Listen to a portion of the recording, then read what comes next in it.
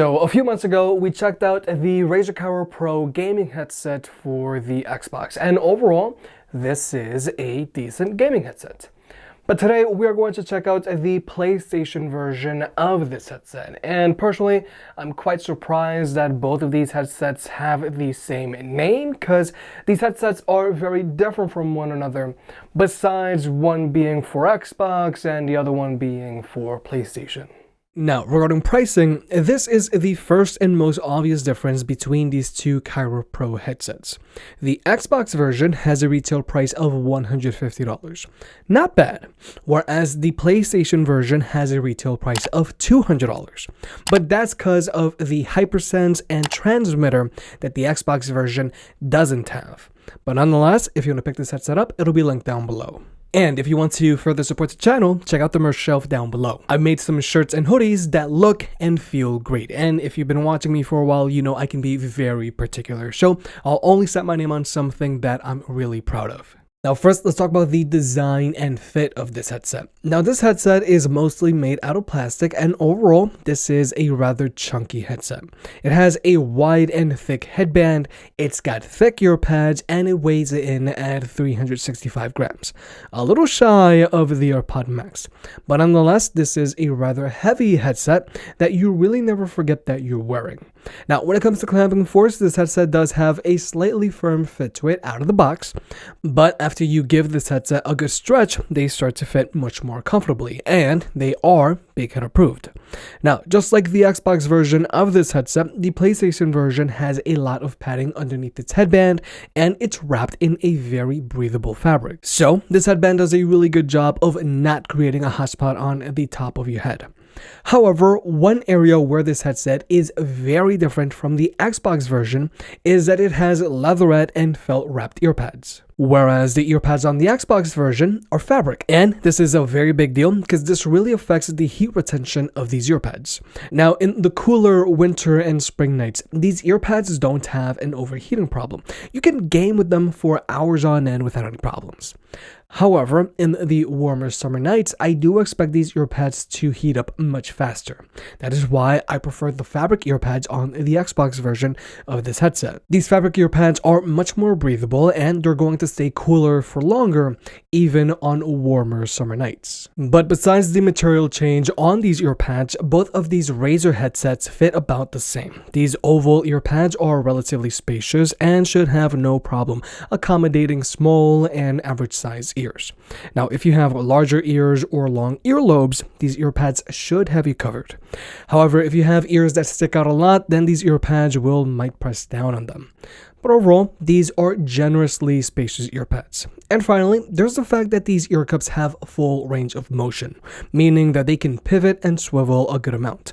So these headsets do a really good job of resting very naturally on your head, and their ear cups apply an even amount of pressure all around your ears. And this is very important to point out, because when we checked out Sony's own gaming headset, one of my biggest gripes with this headset was their very limited range of motion. So they aren't as natural fitting. But overall, the Razer Kaira Pro fit well. They rest very naturally on your head, their headband doesn't create a hot spot on the top of your head, and their earpads are spacious. However, this headset is a little heavy, weighing in at 365 grams.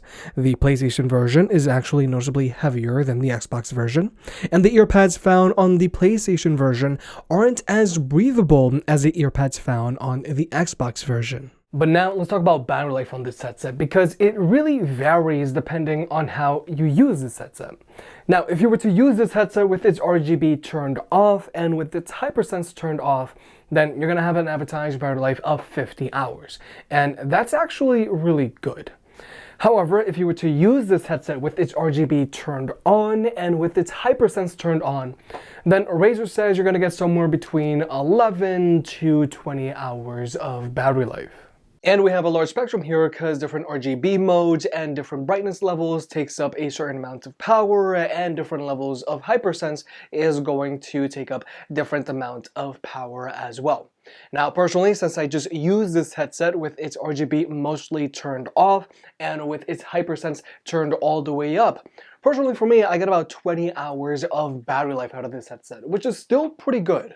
And in order to charge this headset up, you can charge it up using its USB-C port, as you should. And thankfully, you can use this headset while it's charging. And this is actually a very big deal because unfortunately, this headset does not have an audio jack. So you can't plug it in directly into your controller and use them passively if this headset were to die on you in the middle of a game. Now, if your setup doesn't allow you to use this headset while it's charging, then this is a major con that you'll want to keep in mind. And personally, I'm not a fan that headsets are starting to remove their audio jacks, period. But now let's talk about the wireless connectivity on this headset. Now, the first most major difference between this headset and the Xbox version is that the PlayStation version comes included with a wireless transmitter that you can plug in into either your PlayStation, PC, phone, or tablet. Whereas with the Xbox version of this headset, it just connects directly to your Xbox. Now, connectivity-wise, this headset just works. This headset connects to my PlayStation every single time that I turn it on, and I never have any connection or latency issues. However, this headset also has Bluetooth, so it can connect to your phone with just using a Bluetooth connection. You don't have to always use the wireless transmitter with this headset, so you can always just use this headset as a normal pair of headphones with your phone. However, one major connectivity difference between the PlayStation version of this headset and the Xbox version of this headset is that with the Xbox version, you can have your Xbox audio and phone audio playing at the same time. Meaning that you could play an RPG game and just casually grind it out, and you can also have a podcast playing at the same time from your phone. Whereas with the PlayStation version, this headset separates your 2.4 gigahertz connection that you're getting from your PlayStation from your Bluetooth connection that you're getting from your phone. So with this headset, you can't have two audio sources playing at the same time. Now, you can quickly switch from your phone to your PlayStation and vice versa by double tapping on the connection button on this headset, but connectivity on this headset is not as seamless as it is with the Xbox version of this headset. Now, when it comes to sound, this headset sounds good. Now, this headset does get louder than Sony's own PlayStation headset, and this headset also has noticeably better instrument separation. However, something that this headset is lacking is audio normalization. Now, if you have this headset set at a higher volume, then you're going to be able to hear for those footsteps and reloads much easier. However, if you start to get shot at or if explosions start to go off, then this headset does start to sound a little ear-piercing. Now you can go in and adjust the EQ on this headset, and if you were to lower the treble on this headset, then they aren't going to get as ear-piercing at higher volumes. But another major difference that I have to point out about this headset is that you can only adjust its EQ through Razer's app on your phone. Whereas with the Xbox version of this headset, you can adjust the EQ on this headset directly from your Xbox. Which again, I feel that this makes the Xbox version of this headset feel more seamless. But while we're here, both of these headsets also have RGB on their ear cups, and this RGB is very vibrant and you have a few different lighting modes to choose from, and you can customize it as well. But again, with the PlayStation version of this headset, you can only adjust your RGB from an app on your phone. Whereas with the Xbox version of this headset, you can change your RGB directly from your Xbox itself. So again, the Xbox version of this headset just seems a little more seamless with your Xbox. However, the most important difference between this headset and the Xbox version of this headset is that it has HyperSense. So alongside the 50mm drivers in this headset also has haptic motors in them, which are going to vibrate your head way more than the Xbox version of this headset can ever do.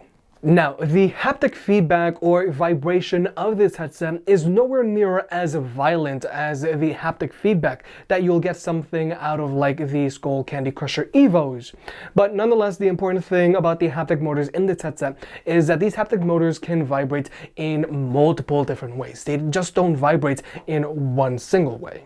Now, you can choose from different levels of intensity from your haptic feedback, and personally, I enjoy using the HyperSense on this headset when I'm playing a casual RPG game. Like, let's say if I'm playing Spider-Man, I like to use the HyperSense on this headset. However, if I'm playing a more competitive FPS game, like let's say Apex Legends, then personally I would not use HyperSense on this headset because I really feel that it could be distracting and put you in a disadvantage, especially if you're dealing with a 1v1 or if you're dealing with a 1v3. But finally, here's the microphone test. Now, overall, this microphone sounds very clear and it sounds very natural. Unlike, let's say, SteelSeries microphones, which do sound a bit colder and a little robotic. But unlike the Xbox version of this headset, you can't customize the EQ of this microphone and you also can't adjust the gain of this microphone. However, personally, I think this microphone sounds perfectly fine exactly the way it is. But also, the boom microphone on this headset and its super cardioid pickup pattern does a really good job of blocking out any ambient noise. Because right now, if I were to stay quiet for a minute, you're not going to hear too much ambient noise, even though right now I am running a low frequency sound simulation. So this is actually pretty good news if you plan on playing in your room with the AC unit turned on during the hotter summer nights. Your friends aren't going to be distracted with the constant humming of an AC unit in the background. But also, the Kaira Pros have a built-in microphone in them, so you don't always have to use the boom microphone. And this could actually come in handy if you're just using this headset as a normal pair of headphones with your phone to just listen to music or to take phone calls with. However, even though this microphone does sound pretty good while in a quieter environment, this microphone does not do a good job of blocking out any ambient noise because right now you can hear a lot of this ambient noise that I was talking about earlier when we were testing it out with the boom microphone. So if you do plan on taking phone calls with this headset and you don't want to use the boom microphone, then you are better off trying to use this headset while in a quieter environment. Whereas with the boom microphone, you can get away with a good amount of noise pollution. But with all that being said, the Razer Kaira Pro is a decent gaming headset for your PlayStation. However, personally, I would recommend this headset more to a casual player than a really competitive player. The HyperSense on this headset really adds an extra level of dimension when you're gaming with this headset. However, personally, I feel it can be distracting and put you at a disadvantage if you're playing a ranked game. This headset fits well, but it is a little on the heavier side, and I feel the leatherette and felt wrapped ear pads on this headset will heat up in the warmer summer nights. And even though this headset sounds very good, it gets more than loud enough and it has great instrument separation, I wish you could adjust the audio normalization on this headset so that they don't get ear piercing if you're playing at a higher volume trying to listen for those footsteps. If you made it this far, I guess you enjoyed the video, so hit the like button and get subscribed. If you want to pick any of the products up, they'll be linked down below. And if you want to further support the channel, check out the merch. I made some shirts and hoodies that look and feel great. And you know I can be very particular, so I'll only slap my name on something if I'm really proud of it.